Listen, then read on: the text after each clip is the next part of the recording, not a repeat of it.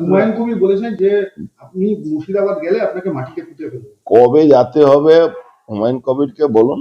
আমি তো মুর্শিদাবাদ যখন ইচ্ছা হবে তখনই যাব, ও যদি ডাকতে চায় তখনই যাব। ও যতই চেষ্টা করো, ওর বাবরি মসজিদ ভাঙবই আমরা।